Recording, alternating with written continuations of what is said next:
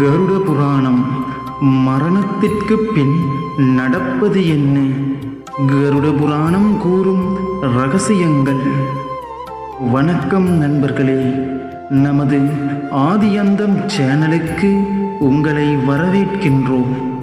மனிதனாக பிறந்த ஒவ்வொருவருக்கும் ஒரு நாள் மரணம் என்பது நிச்சயம். ஆனால் மரணத்திற்கு பிறகு அந்த உயிர் எங்கு செல்கிறது?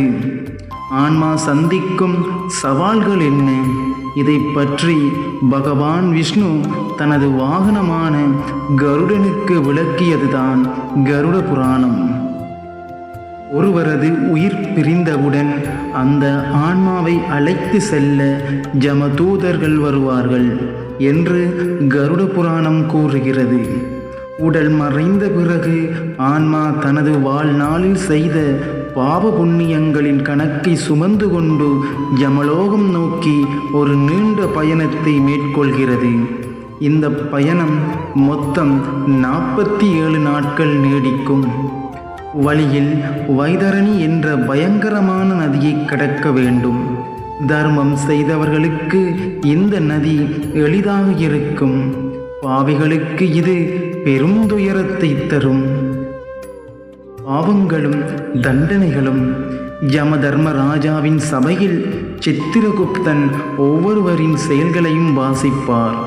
கருட புராணத்தின் மிக முக்கியமான பகுதி தண்டனைகள்.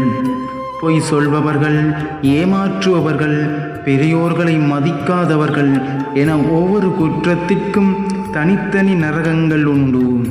உதாரணமாக, பிறர் சொத்தை அபகரிப்பவர்களுக்கு தாமிஸ்ரம் என்ற நரகமும், விலங்குகளை துன்புறுத்துபவர்களுக்கு அதற்குரிய கடுமையான தண்டனைகளும் விவரிக்கப்பட்டுள்ளன.